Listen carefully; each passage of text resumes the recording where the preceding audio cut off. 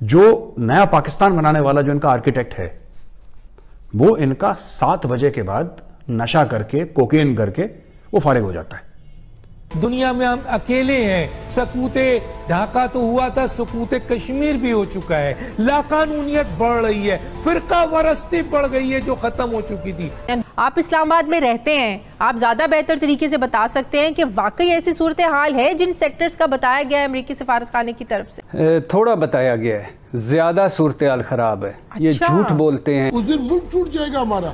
یہی حالات رہے تو یہ ملک نہیں چل پائے گا, اور یہ دعائیں مانگنے سے ملک نہیں بچا کرتے. اس طرح کا ہے, عمران خان کوکین کرتے ہیں, عمران خان اس طرح سے کرتے ہیں. 2 سال میں اس ملک کا حال ہے بہت نازک دور سے گزر رہا ہے.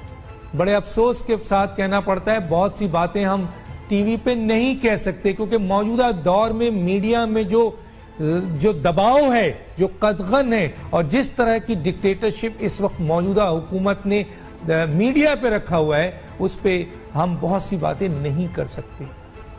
لیکن اس میں کوئی شک نہیں ہے کہ آج اگر آپ معاشی حالات دیکھیں تو تباہی کے دہانے پہ پہنچے ہوئے ہیں. اگر آپ سفارتی حالات دیکھیں تو ہم ناکامی ہیں, اس وقت آئسولیٹڈ ہیں, دنیا میں ہم اکیلے ہیں. سکوت ڈھاکہ تو ہوا تھا, سکوت کشمیر بھی ہو چکا ہے.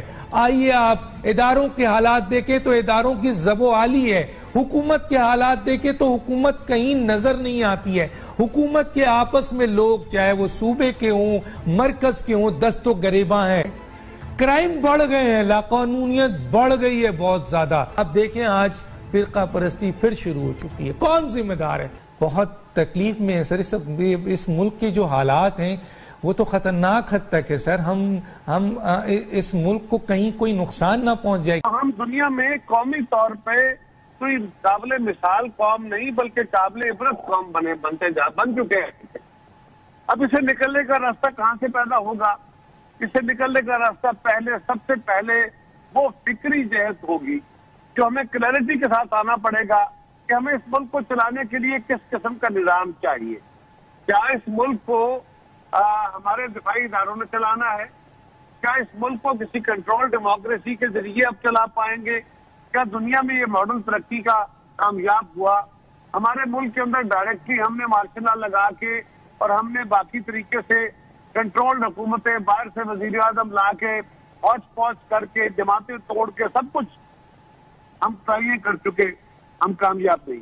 چلے میں آگے جاتا ہوں, ہراج کی طرف آتا ہوں. ہراج صاحب, سر میں 73 سال تو چھوڑیے, میں اس وقت آ گیا ہوں 12 سال کی طرف سر, اور 12 سال میں یقیناً پچھلے 10 سال کو بڑا کرٹکس کیا ہے ہم نے سر. آپ نے دیکھا ہے میڈیا نے بہت سوالات اٹھائے ہیں سر, لیکن آج 2 سال میں سر لاقانونیت جو ہے سر بہت اوپر چلی گئی ہے.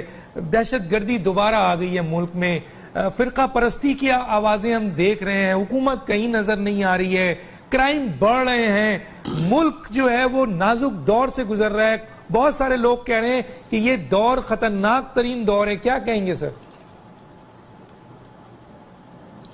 ڈاکٹر صاحب, میں اس بات کو اس کی نفی نہیں کروں گا, اس کو سیکنڈ کروں گا. واقعی لا قانونیت اور بے حسی کا جو عالم ہے وہ کبھی کسی نے پہلے دیکھا نہیں تھا.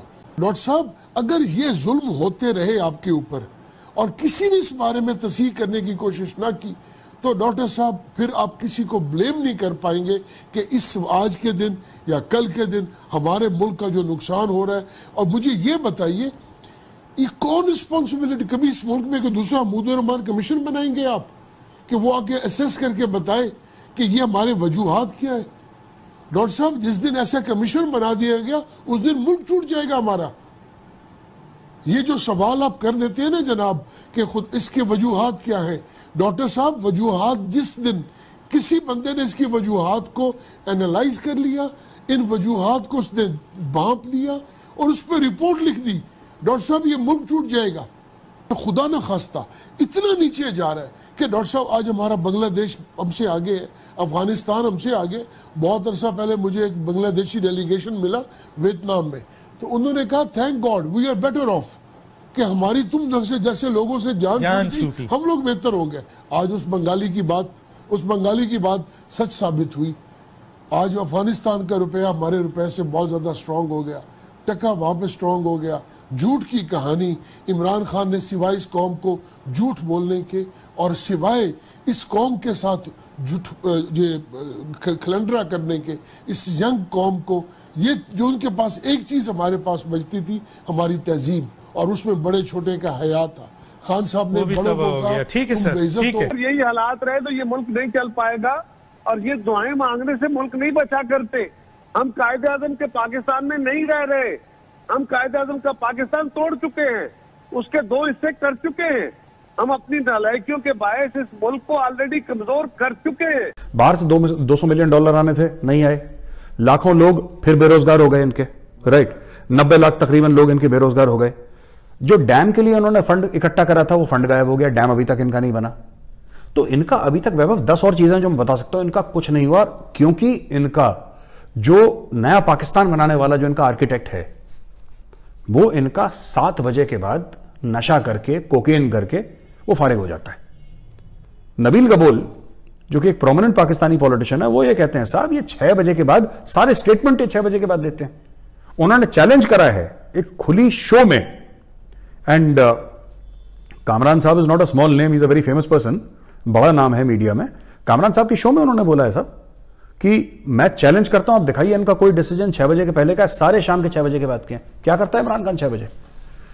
6 بجے کے بعد وہ غازی بھی بن جاتا ہے، مجاہد بھی بن جاتا ہے، اٹیک بھی کر دیتا ہے، نیوکلیر وار کے بارے میں بات کرتا ہے، کشمیر کی آزادی بھی دلوا دیتا ہے 6 بجے۔ اکانومی ہماری اتنی اعلیٰ درجے کی بننے والی ہے سال بھر کے اندر، نیا پاکستان کے اندر، کہ باہر سے لوگ آئیں گے نوکری ڈھونڈنے کے لیے پاکستان، یعنی کہ پاکستان ایک آئیڈیل دبئی ٹائپ کا بن جائے گا کہ لوگ باہر سے آئیں گے نوکریاں کرنے کے لیے۔